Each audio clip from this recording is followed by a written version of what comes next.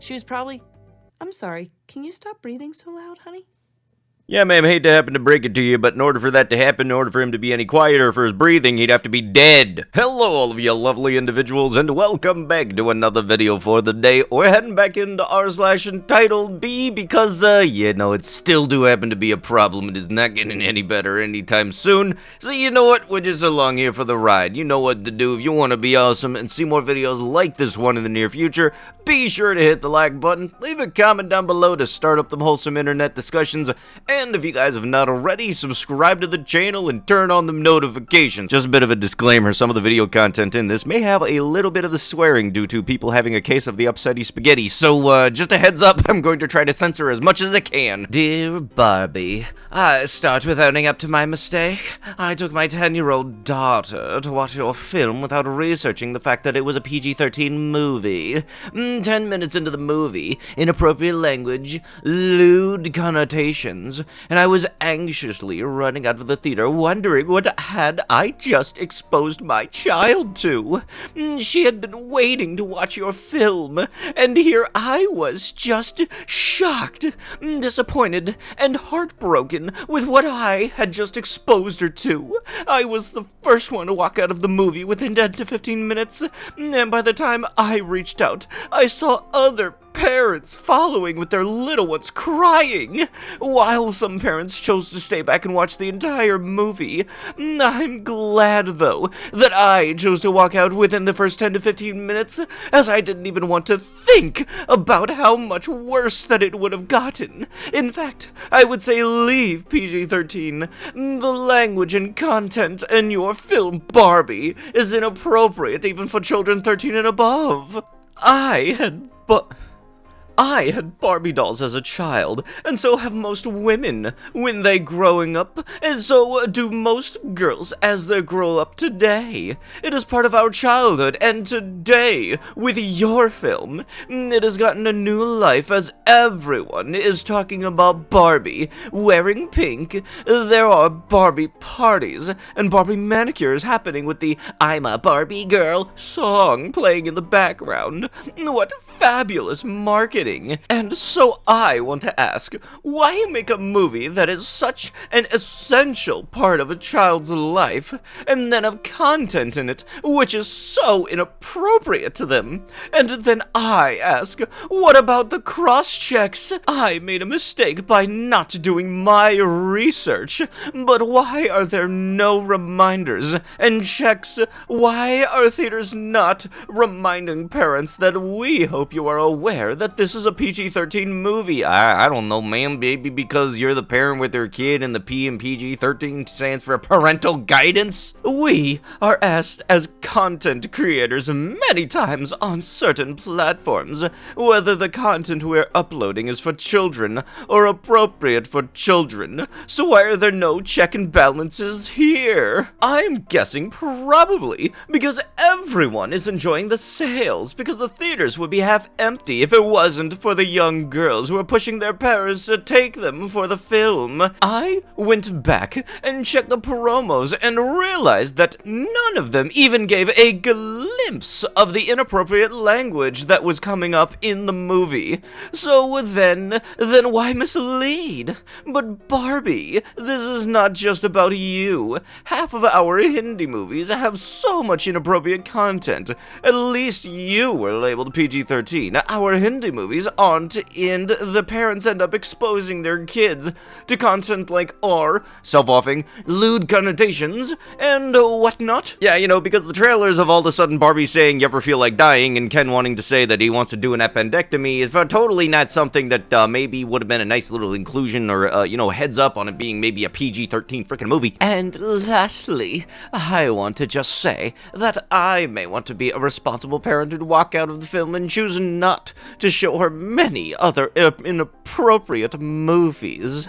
But there are a sector of parents who will continue to show their kids even after knowing. That little one part I can definitely agree with. Y'all don't need to be bringing your 3-year-old to see Oppenheimer and Insidious. But those ones were a little more blatant on their advertising and not being kid-friendly. And those kids will have conversations with other children, so it becomes impossible to avoid. The language and information information comes back to my child, even if I try to keep her away from it. And hence I come back to my main question here. Why did you break the perfect illusion of Barbie? You know, considering there's about like 1,000 different Barbie movies that are definitely catered towards kids, God forbid there's one with a little bit of a sense of realism to it. Why make Barbie inappropriate for kids and a PG-13 movie, rather than one which everyone could enjoy with family? I still have my statement from before, and I wish I could erase my memory of this film and continue believing in a picture-perfect Barbie for my child who has a collection of yours and loves you so much. I so wish. Sincerely, a concerned and disappointed parent. Okay, listen here, dingbat. The only person that needs to be mad at anybody is you being mad at yourself. God forbid you didn't happen to look 2 seconds into the trailer or try to look into why maybe it's a PG-13 rating. But no, you wanted to take your kid because, oh, this will be Barbie. This is great. I love this. Taking your kid to see Barbie thinking that it's going to be a kid's movie is very much like not looking into seeing the trailers of Ted thinking, oh, this is just a wonderful little movie about a guy having adventures with his teddy bear. If a movie is rated a certain thing and you don't do any research as to why a movie may be rated as such because of the content in it, that's on you. Nasty motherfucker told me I couldn't bring my dog in because I'm black and he got food. Where the food at, you dirty, filthy, fake Santa? Thank you. I'm sorry.